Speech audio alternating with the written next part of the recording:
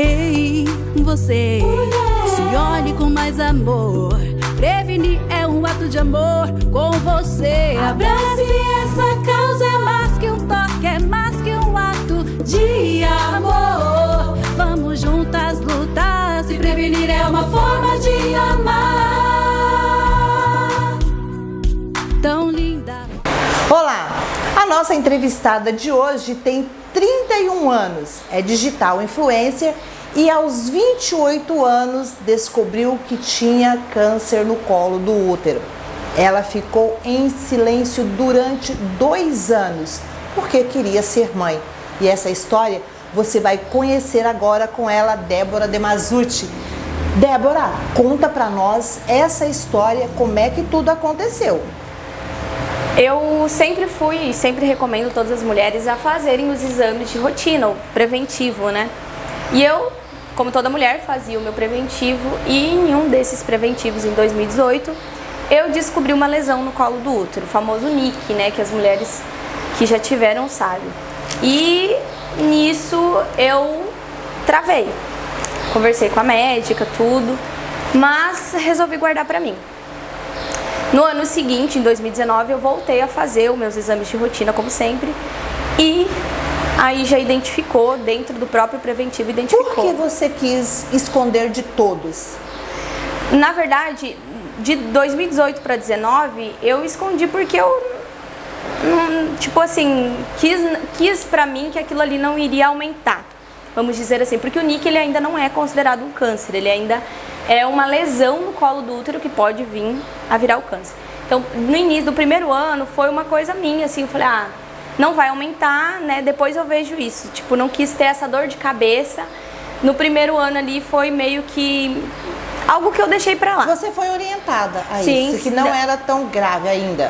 Não, é porque assim, na verdade os médicos eles colocam, a minha médica na época colocou todas as etapas que poderia acontecer. Ela falou, olha, o seu já não tá o mais leve, mas também ainda não tá na versão mais grave, não é considerado um câncer ainda. Ele é uma lesão em estágio que tá avançando, é a tendência a avançar. E aquilo ali eu fui deixando, falei, depois eu vejo. Porque você queria ter filhos? Na verdade assim, eu pensava em ter filhos, mas ainda não era a minha prioridade. Eu ainda não... Porque na verdade eu sempre falava que eu queria ter filho antes dos 30. Só que eu tava com 28 e falava ainda não tava na hora. Mas eu falo que tudo tem o seu tempo, né? Eu não tava preparada ainda e não era o meu momento. Eu acho que tudo tinha um momento certo de acontecer e aquilo ali não era o meu ainda. E aí em 2019, fazendo os exames, aí já identificou a célula cancerígena. Aí foi quando a doutora, na época, falou pra mim, Débora, agora a gente precisa de uma biópsia para mim confirmar, né? A gente já identificou que existem células do câncer, mas pra gente identificar exato e saber a melhor forma de agir, porque são vários tratamentos distintos que podem ocorrer.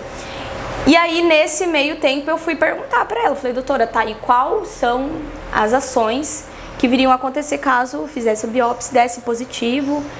E uma delas era a retirada parcial ou total do útero. E aí ali, aquele momento eu tive muito medo, mas não era medo do câncer ou medo de algo assim, eu tive medo de não poder ser mãe. Pela primeira vez eu me senti com medo de não ser mãe. E aquilo me travou muito, assim, eu segurei pra mim e aquilo batia na minha cabeça. Eu falava, gente, se eu fizer vai dar positivo, eu vou ter que tirar parcialmente o útero, vou ter dificuldade pra engravidar ou nem engravidar. E se o médico falar assim, você vai ter que tirar todo. Então aquilo me travou muito em 2019. Só que assim, eu falo que eu sempre tive muita fé, sempre. A minha fé sempre foi muito forte. E naquilo eu fiz um voto com Deus. Eu falei, fui pra casa, lógico, pensei muito. E uns dias depois, no meu quarto, eu ajoelhei, conversei com Deus, falei, Deus, eu não aceito isso pra mim, de não ser mãe, não a doença. Porque cada um tem um peso a carregar e se eu precisava passar por isso era por algum motivo. E eu fiz um voto com ele, eu falei, a partir de hoje, ainda não tinha contado nada pra ninguém da minha família, ninguém mesmo. Falei, a partir de hoje eu não tomo mais nenhum tipo de remédio e eu quero um filho, mas eu quero um filho em janeiro de 2020. Eu pedi a data e eu me recordo que essa questão de pedir a data foi porque eu aprendi com uma amiga minha. ela falava assim, que Deus gostava que a gente pedisse nos mínimos detalhes. Ele falou assim, Deus é Deus de detalhes, Ele não é um Deus que quer você de qualquer jeito. Ele quer, mas se você puder pedir, peça com riqueza de detalhes. Ele não, se Ele vai te dar, aí vai ser com Ele, né? Mas você fez a sua parte. E aí eu pedi, eu falei, eu quero em janeiro de 2020, eu não quero em novembro, eu não quero em setembro, eu não quero em outubro, não quero em agosto, eu quero em janeiro. E aí chegou janeiro de 2020, mesmo sem ter nada, nenhum vestígio de gravidez, nem estar com a menstruação atrasada, nada, eu resolvi fazer um exame, porque eu ia voltar pro CrossFit, que eu gosto de CrossFit, e eu resolvi fazer esse exame por desencargo de consciência, mas no meu subconsciente eu estava grávida. Eu já tinha aquilo aí comigo, que Deus ia me honrar naquilo. E eu fiz o exame e eu estava grávida. Aquilo ali pra mim foi o maior presente que Deus me deu, meu milagre. Como é que foi o acordo lá no laboratório? Ah, tá. Então no laboratório, porque como eu fui, o meu marido não sabia de nada, nem que eu tava tentando engravidar, ele não sabia de nada. Ele não sabia, porque eu sempre falava que eu ia ser mãe, mas não tinha data. E aí, no laboratório, ele falou pra mim, eu vou pro CrossFit, você vai? Eu falei, inventei uma dor de cabeça, falei que tava com dor de cabeça. Ele foi pro CrossFit e eu fui pro laboratório. E no laboratório eu conversei com as meninas lá do laboratório e falei, olha, se tiver positivo, você me liga que eu venho buscar, porque eu quero fazer uma surpresa pro meu marido. Se der negativo, você rasga, joga fora, nem vou vir, só me avisa que deu negativo, que eu nem vou perder meu tempo de vir aqui. 2h30, mais ou menos, depois que eu fiz o exame, elas me ligaram, falaram, vem buscar seu exame. Então eu já sabia que eu tava grávida. Aí eu fiz uma surpresa pra ele, tudo. E até então ele ainda não sabia. E o que se passou na sua cabeça na hora que você falou assim, tô grávida, e agora? Na verdade, em momento algum eu pensei no meu problema. Nunca. Eu nunca tive medo. Nunca tive esse... porque eu penso assim, na vida da gente, a gente tem diversas escolhas, diversos caminhos. E tudo gera uma consequência. Mas quem manda não é a gente. Se você... uso sempre essa frase. Uma folha, para ela cair de uma árvore, tem que ter a permissão de Deus. Então, se você está passando por um problema difícil, se você está passando por um câncer, é porque Deus permitiu. Você ia dar conta. E se aquilo ali for para você causar sofrimento, às vezes, porque Deus não falou que ia ser fácil. Vida de ninguém. Então, assim, lógico, tem algumas pessoas que têm mais facilidade, têm mais benefícios, têm uma vida um pouco mais confortável. Mas não quer dizer que ela é feliz. Então, assim, e existem pessoas que são extremamente humildes e têm uma vida super feliz. Então, eu passei a minha vida, ela, na verdade, foi um processo. Eu comecei a entender que quando eu parava de reclamar das coisas e começava a agradecer, mesmo nos momentos difíceis, eu vivia melhor. Então, assim, eu nunca vou esquecer também um dia que eu falava assim, eu fui conversando e eu falei assim, eu bati esse ossinho aqui, dói pra caramba quando a gente bate esse ossinho. E doeu, deu um choque, falei, doeu. E eu xinguei. Aí naquele dia foi meu start, minha viradinha de chave. Falei, pra que eu tô xingando?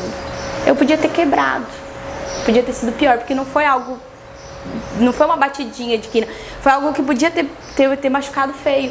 E eu não machuquei, eu falei assim, gente, eu tenho que parar de reclamar das coisas pequenas que acontecem na minha vida e começar a agradecer. E quando acontecer alguma coisa ruim, eu pude pensar, poxa, podia ser pior. Então, quando aconteceu do câncer, eu pensei, gente, cara, eu posso tratar, eu tenho condição financeira de tratar.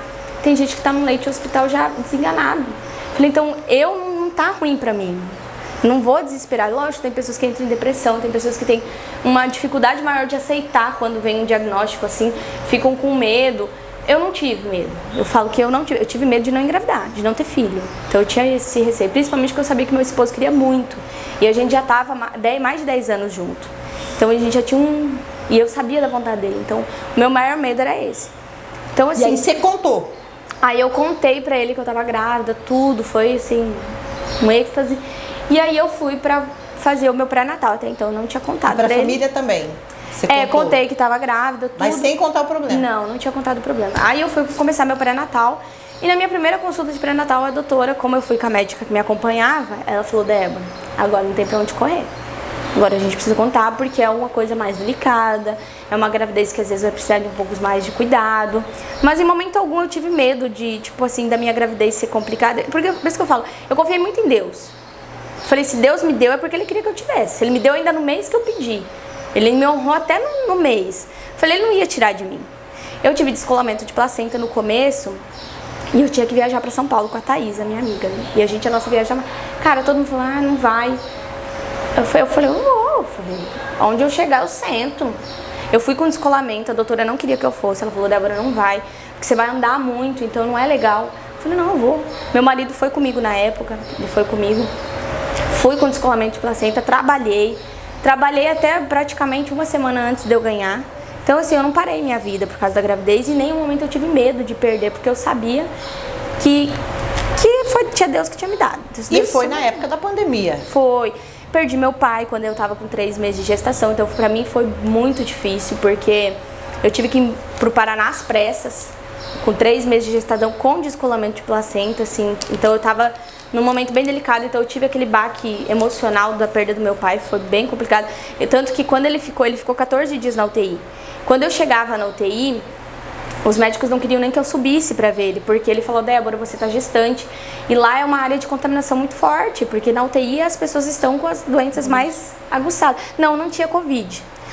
E eu falo que Deus, ele é tão perfeito em tudo, que o meu pai, ele tinha uma doença obstrutiva dos pulmões. Ele já vivia com oxigênio há uns 2 anos. E aí, quando ele ficou ruim, ele foi internado, ainda não tinha UTI de Covid, tava o Covid, já tinha o Covid, mas ainda não tava em grandes casos ainda. E aí eu ia pra UTI, assim, sempre, quando eu cheguei, na verdade, eu fiquei sabendo de manhã, na quarta-feira de manhã, que meu pai tava indo pro hospital já pra ser entubado, e eu cheguei no Paraná à noite.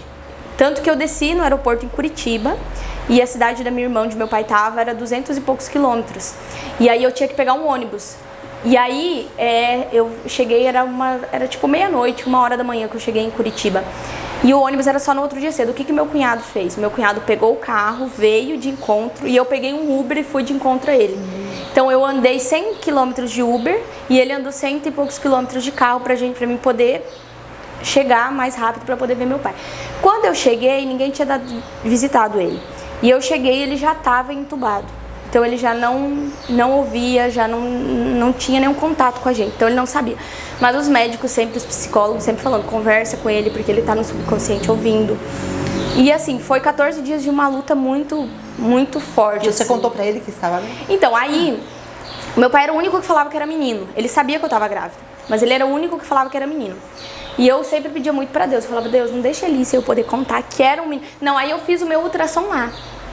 Meu marido aqui, eu fiz minha ultrassom de sexo lá, porque eu queria contar pra ele. E aí o médico não podia dar, porque eu tava só com 3 meses. Ele falou, Débora, eu não posso te dar certeza.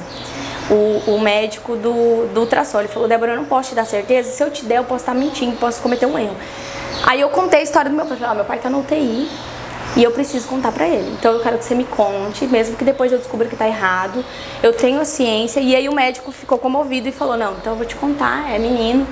E eu fui pra UTI. 3 dias antes do meu pai falecer, e ele tava, em momento algum que a gente ia na UTI, ele tava acordado. E eu não podia ir todas as vezes por causa do que eu tava grávida. E aí, 3 dias antes dele falecer, eu pedia muito pra Deus pra não deixar ele embora sem eu ver. Eu cheguei na UTI, e aí a gente tinha que pôr todo, né, luva, máscara. Eu cheguei na UTI naquele dia e meu pai tava de olho aberto.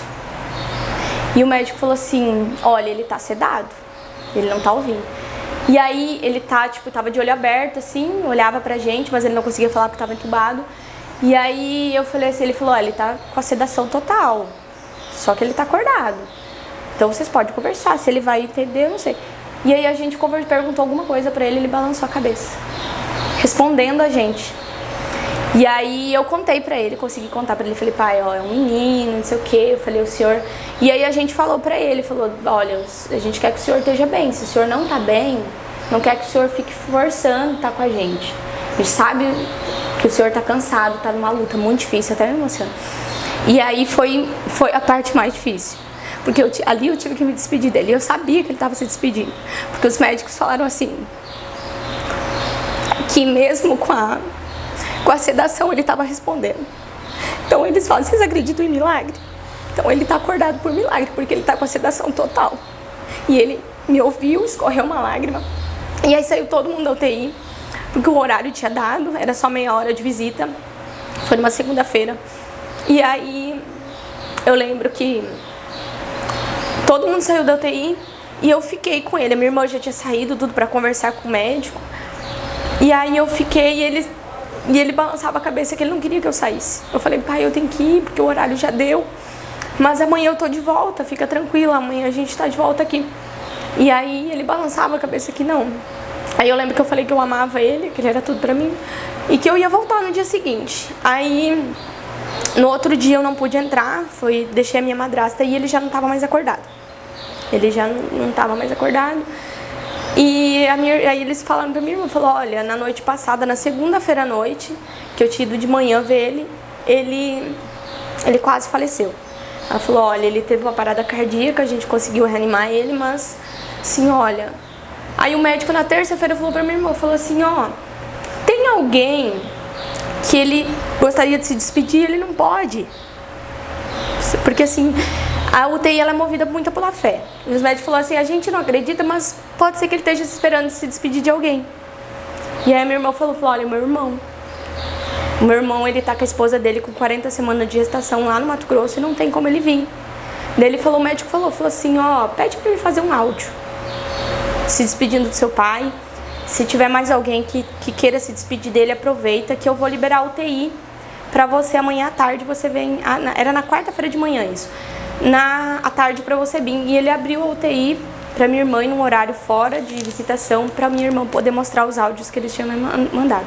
A minha mãe mandou áudio porque ela era separada dele, pedindo perdão, falando que perdoava ele por tudo que eles tinham passado junto. E o meu irmão mandou. E a minha irmã mostrou esse áudio. Aí a minha irmã até conta, ela falou assim que... E eu fiquei no carro. Eu lembro que nesse dia eu fiquei no carro ouvindo um hino e eu chorava muito. Na hora que a minha irmã estava na UTI. E aí diz que ela acabou de mostrar o áudio do meu irmão, ele deu um suspiro muito forte. Ela fala que sim, que ela sabia que ali... Ela chorou porque ela sabia que ali ele estava se despedindo. E aí ela desceu, mas ele já estava dormindo. E aí quando foi à noite ele faleceu. Então você acredita que ele te ouviu? Sim, ele me ouviu, porque ele respondeu tudo que a gente perguntava, ele respondeu. E tanto que o médico falou, ele falou assim, não, ele tá ouvindo, ele tá respondendo vocês. A gente perguntava se ele tava bem, ele balançava sim. Perguntava se ele tava ouvindo, ele balançava que tava ouvindo. Então a gente sabia que ele tava ouvindo a gente. E nesse período, como é que você se sentiu, Débora? Então, até os médicos pediram pra mim ver com o médico, pra mim tomar alguns calmantes. Principalmente no dia que ele faleceu. Só que assim, eu volto a minha fé para Deus. Eu falo que Deus foi muito bom. Porque ele morreu no dia 11. Eu vou contar mais uma coisa. Eu não sei se a gente tem tempo, mas eu vou contar rapidinho. No dia que ele faleceu, nesse dia, na quarta-feira que ele faleceu, lá na cidade da minha irmã, ela tem muitos lagos lindos. A minha irmã vai saber essa história. E nesse dia, o meu sobrinho tinha jogo de futebol. A gente deixou ele no jogo de futebol, a minha irmã. E eu e a minha irmã fomos para um lago desse, a gente sentou. É um gramadão assim, e aí tem um lago muito lindo. E aí a gente sentou nesse lago, ficou falando da nossa vida, né? De quando a gente era criança, relembrando a nossa história. Falando de como que a gente tava. E assim, e eu e a minha irmã nunca fomos muito apegadas, assim, tipo, de conversar, a gente nunca teve muito contato. E ela casou muito nova, e meus pais se separaram. E aí, nesse dia, ela falou assim, a gente tava sentada, ela falou assim, eu falei assim, ela falou, vamos embora, vamos embora que a gente fica um pouquinho lá com o Matheus pra ver o jogo dele antes da gente ir pra casa. E eu falei, não, vamos ficar mais um pouquinho. Falei, vamos ficar só mais um pouquinho. E nisso eu abracei ela, a gente se abraçou e a gente ficou muito próxima ali. A gente conversou de coisas que a gente nunca tinha conversado na nossa vida. E aí, passou um pouquinho, eu falei assim pra ela, que horas são? Dela 7h10. Dela, vamos? Eu falei, vamos. Agora a gente pode ir. Eu levantei, a gente saiu abraçada. E aí a gente buscou meu sobrinho, a gente foi pra casa, eu tomei um banho. E assim, eu tomando banho e pedindo pra Deus, eu nunca vou esquecer que eu ajoelhei no banheiro do meu sobrinho. E falei assim, Deus, se for pro Senhor levar ele, leva ele hoje. Que eu não aguento mais ver ele sofrer. Eu tô sofrendo, a minha família tá sofrendo, ele tá sofrendo. E eu não quero mais. E eu pedi ajoelhada no banheiro do meu sobrinho. Aí a gente jantou e aí o médico ligou pra gente descer pro hospital. Não falou nada, mas a gente já Só que ele estava esperando porque o rim tinha parado. E a gente sabia que poderia ser também que a remoção dele para hemodiálise, para um outro hospital com hemodiálise. Aí o médico falou, aí eles falam, né, a hora da morte, ele falou, ele morreu 7h10.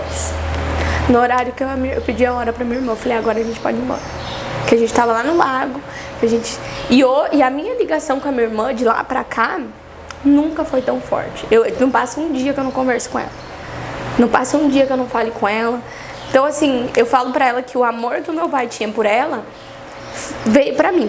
Porque eu nunca imaginei que... Hoje eu falo assim que ela é a minha mãe. Porque eu converso mais com ela do que com a minha mãe. Eu peço mais conselho pra ela que a minha mãe. A gente conversa sobre tudo. E ela era muito ligada com meu pai. Muito, muito, muito ligada com meu pai. Então, assim, eu falo que tudo que a gente passou ali naqueles dias, naqueles 14 dias de UTI, fez eu criar um amor inexplicável por ela, sabe? E eu não tive medo nenhum. E quando ele faleceu, todo mundo queria que eu tomasse calmante, tudo, assim, foi muito difícil pra mim aceitar. Mas eu tinha aquela concepção que Deus tinha cumprido. Porque ele morreu na quarta-feira, no dia 11, e na semana seguinte foi parado os velórios. Na semana seguinte não podia mais usar UTI. Então ele morreu uma semana antes, dando tempo da gente fazer velório, da gente poder enterrar ele bonitinho, porque teve tantas famílias que perderam entes queridos na Covid e não puderam ver, não puderam enterrar, não puderam se despedir.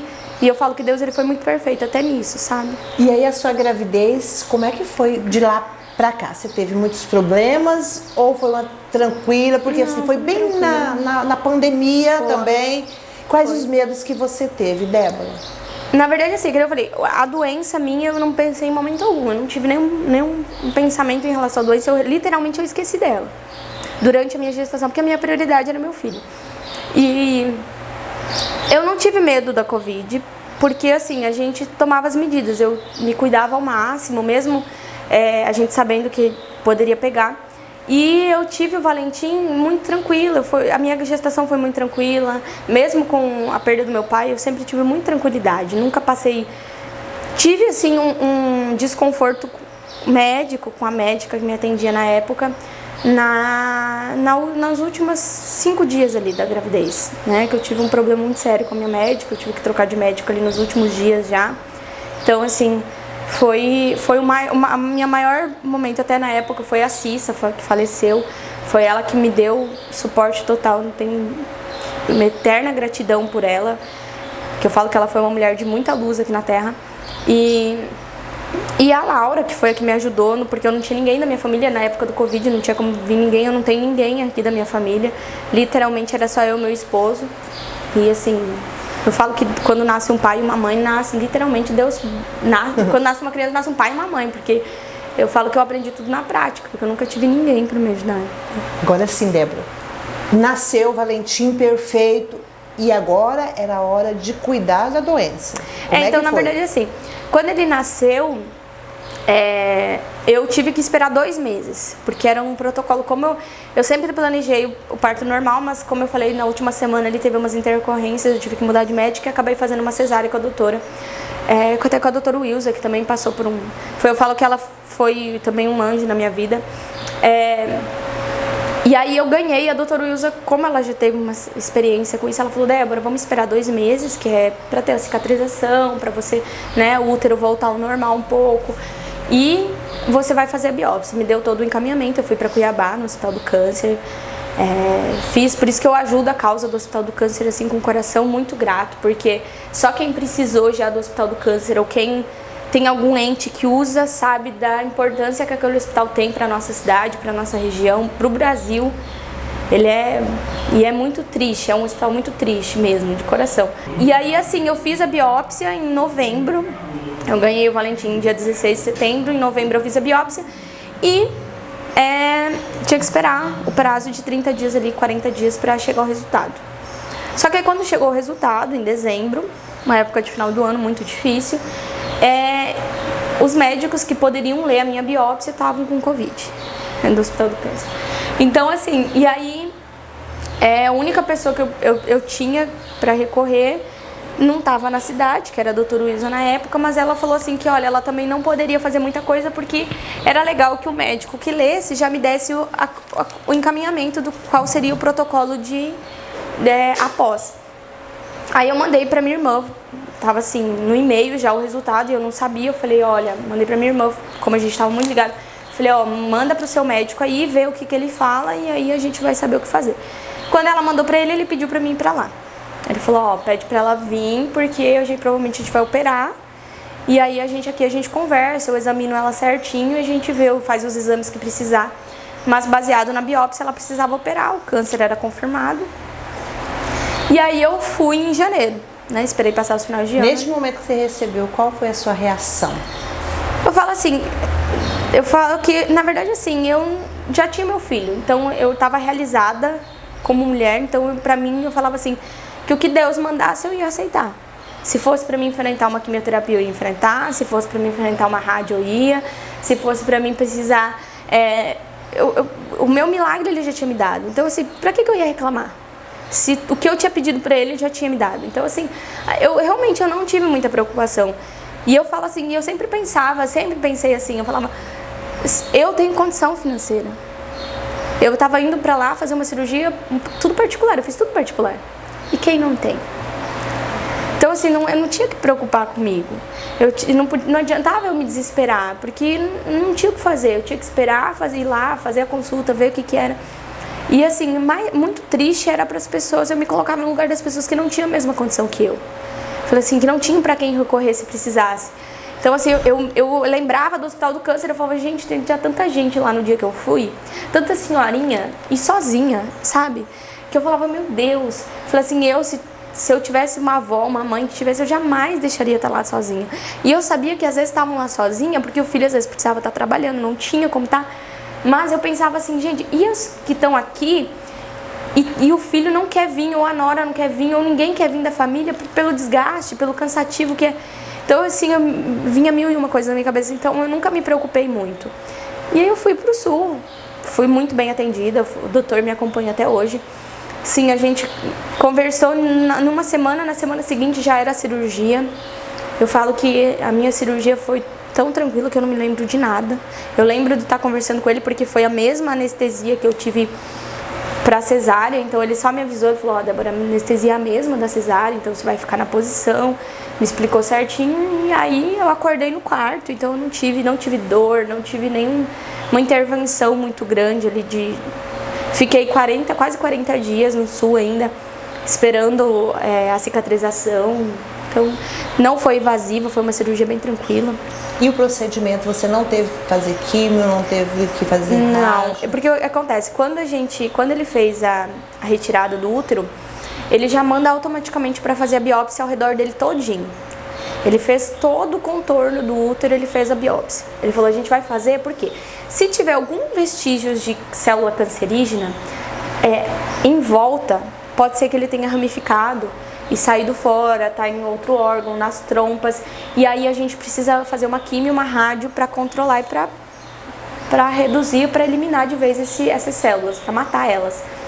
E aí, graças a Deus, eu falo que meu Deus é muito forte, não tinha nenhuma ramificação. Só que assim, eu tenho todos os cuidados, eu preciso fazer acompanhamento de 6 em 6 meses ainda, eu vou para lá de 6 em 6 meses, então às vezes o pessoal vê eu viajando, fala que eu tô viajando, mas não, eu vou porque eu preciso e eu faço esse acompanhamento lá até hoje.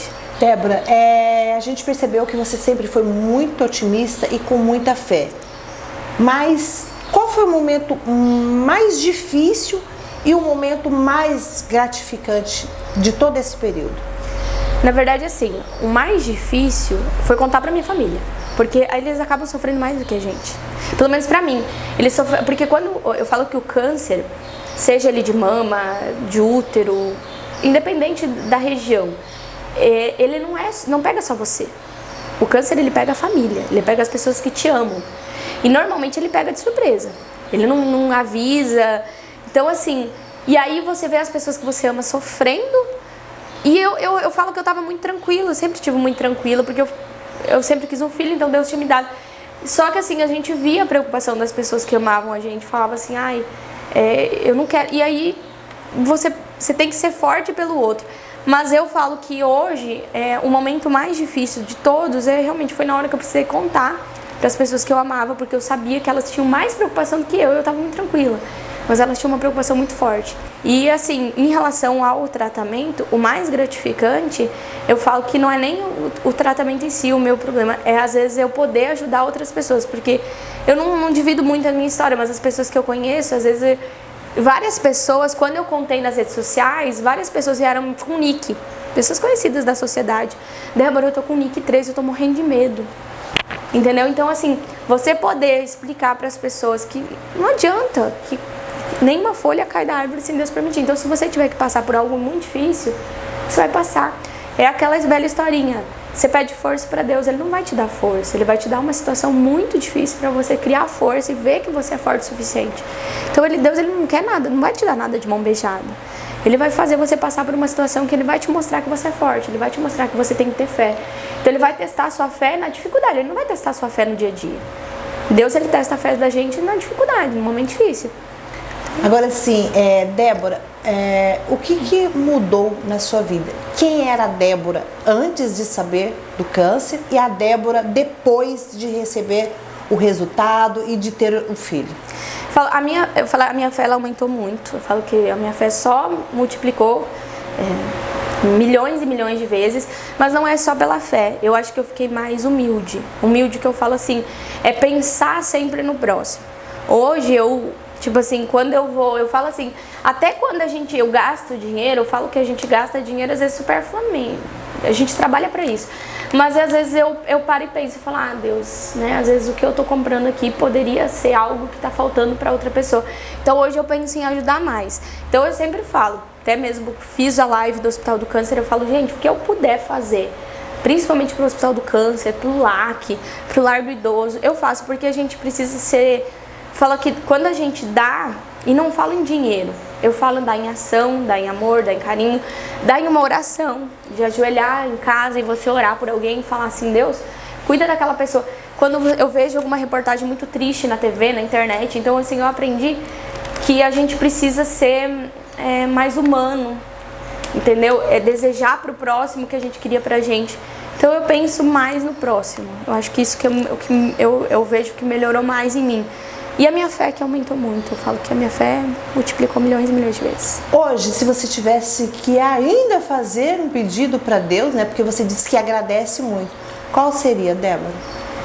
Ai, gente, olha, eu vou ser bem sincera. Hoje pra mim, Débora, vou falar assim, se eu pudesse pedir qualquer coisa, eu não pediria nada pra mim. A não ser que eu pedisse que Deus cuidasse das pessoas que eu amo. E cuidar da nossa nação em geral, porque eu acho assim que a gente vê tanta coisa triste, tanta violência gratuita, tanta desigualdade social, principalmente a desigualdade social, o fato de que a gente sabe que a saúde é o básico. É o básico. Eu falo assim, quando eu vou dar um parabéns pra alguém que eu gosto, a primeira coisa que eu falo, olha, eu te desejo saúde, porque o resto vem. Então aí a gente vê tanta gente precisando de saúde e não tem. A gente vive no paraíso, só quem vai para São Paulo, quem já foi para São Paulo, que é uma metrópole, sabe de você passar numa rua e ver as famílias pedindo comida, revirando lixo. Então assim, e a gente tem tudo. Então assim, o que eu pediria para Deus se eu pudesse pedir, que fosse um pouco mais bem distribuído a saúde. Não é o resto a gente corre atrás. Se você tiver saúde, você vai trabalhar, você vai conseguir seu alimento. Se você tiver saúde, você vai trabalhar para você conseguir um carro. Agora, se você não tem saúde, você não tem nada. Hoje, qual o seu maior medo ainda? O meu maior medo? Eu acho que eu não tenho medo. Eu sempre tive muito medo de perder a minha mãe. Mas hoje eu penso assim, que eu só falo para Deus me preparar, igual Ele me preparou pro meu pai. E Ele me preparou, então assim, eu falo para Ele me preparar, mas eu não tenho medo. Nem de eu partir, assim, eu tenho medo, lógico, eu peço pelo meu filho, eu falo que Deus jamais me leve antes do meu filho, que eu acho que eu não suportaria. Mas eu não tenho medo, porque não adianta. Eu falo assim, o medo ele limita a gente. É igual quando você faz uma cirurgia. O médico fala, eu não vou te dar um remédio de dor, porque a dor vai te limitar, de você não extrapolar. Então assim, quando você sente dor, você para. Agora a dor ela te limita, literalmente ela te para, então ela te trava. E eu não vivo travada, eu falo que eu vivo a dor. Que lição você tirou para a vida de tudo isso, Débora? A lição, primeiro, que eu não recomendo a ninguém fazer o que eu fiz. guardar para si. Uma doença, seja ela uma dor de cabeça, porque a gente vê tantos casos de uma mini dor de cabeça ali ser algo muito sério. Então eu não recomendo para ninguém que guarde isso para si, divida com as pessoas que você ama, porque as pessoas estão ali justamente para dar direção. E eu dou isso como lição, ter fé. Sempre acreditar que tudo na nossa vida é propósito de Deus. Eu falo assim, que quando a gente pede em oração, fala assim, Deus, livrai-me de todo mal, Ele está livrando. Às vezes você vai passar por alguma coisa difícil, mas é porque você precisa passar. Então, você passou por um momento muito difícil, então assim, você sabe o que é isso. Então a gente sabe que não adianta a gente lutar contra o que Deus preparou pra gente. A gente tem que ter fé e acreditar. Então tenham fé e não façam o que eu fiz, não escondam. Eu tive uma fé muito forte, eu tive, graças a Deus, Ele foi muito fiel comigo. Mas às vezes você pode estar se enganando com uma dorzinha ali que você está sentindo e ela é rotineira, tá ali todo dia te batendo. Então assim, sentiu algo diferente, seja em qualquer parte do corpo, sentiu algo diferente, procura uma ajuda, vai buscar alguém que vai te orientar, vai te dar a direção para você fazer o seu tratamento, seja ele qual for. Qual o sentimento hoje? Gratidão. Não tem outro. Eu falo que a gratidão, ela move o mundo, em todos os sentidos. Hoje, se você estivesse frente a frente com a Débora, o que você diria para ela? Você não sabe aonde você pode chegar. Porque eu acredito que eu ainda vou muito mais longe. E eu falo assim, que eu uso a internet para isso. Porque hoje é tudo muito digital. Então, assim, eu sei que a Débora de hoje, daqui 10 anos, ela vai estar muito melhor, muito mais preparada que a Débora de hoje. Mas a Débora de hoje está muito melhor do que a de 10 anos atrás. Então, assim, eu sei que eu tenho muito ainda para fazer. Débora, nós estamos caminhando para o encerramento e eu queria que você deixasse uma mensagem para as mulheres, né, principalmente nesse Outubro Rosa. O que você diria para as nossas mulheres? Busquem ajuda. Gente, seja ele qual for o problema, esse mês é um mês muito importante. É um dos cânceres que mais acomete as mulheres no Brasil e no mundo. Câncer de mama. E assim, sentiu qualquer coisa, se toca, sentiu qualquer coisa, conversa com a pessoa. Ai, Débora, eu não tenho ninguém para conversar. Busca ajuda de quem já teve algo parecido. Busque informação, vai na internet, mas não confia tudo que o Google fala, porque eu falo que o Google assusta a gente, né? Se a gente for pesquisar tudo no Google, ele assusta. Mas busquem ajuda. Esse mês vai encerrar, vai acabar, mas mês que vem é mês de novembro para os homens. E assim, o autocuidado, ele é diário. Se cuidar, e a frase mais importante que eu deixo para todos vocês, quando a gente cuida da gente, a gente cuida das pessoas que a gente ama. Então assim, você cuidar da sua saúde, cuidar da sua vida, fazer um exercício físico, você não está fazendo só para você. Porque a partir do momento que você se cuida, você tem uma vida mais longa, as pessoas que amam você vão agradecer. Porque elas querem você, quanto mais tempo perto dela, melhor. Então exatamente, se cuida não só para você, mas pelas pessoas que você ama. Débora, nós queremos te agradecer a coragem que você teve de vir até aqui, né, e falar do seu problema, que com certeza vai ajudar, vai orientar muitas mulheres, né, a se prevenir, a se cuidar e aumentar a sua fé, com certeza, porque assim, a gente percebeu que a sua fé é inabalável, né? Então a gente quer agradecer imensamente e em nome do Viveiro Renascer e também do Conexão a gente quer te entregar essa lembrança. Obrigada. E te abençoar muito. Muito obrigada, eu que agradeço, gente. Você que, eu falei pra você já, você é uma mulher de muita luz, você é um exemplo puro de muita fé, eu falo assim, que você encoraja outras mulheres, dá a oportunidade de a gente ajudar outras mulheres também. Então cada um tem um dom. E o seu dom, eu tenho certeza que, não tenho dúvida que o seu dom é ajudar outras mulheres. E você é uma mulher de destaque, eu já te falei isso uma vez. Você é uma mulher de muito destaque. E espero que venha mais vezes aqui. Com certeza, a gente vai ter muitos assuntos. E muito obrigada pela oportunidade. Eu que agradeço. Nessa causa tão linda, forte e corajosa, a gente abraça essa luta, é Outubro Rosa. Câncer tem cura, entre de peito, você também nessa luta.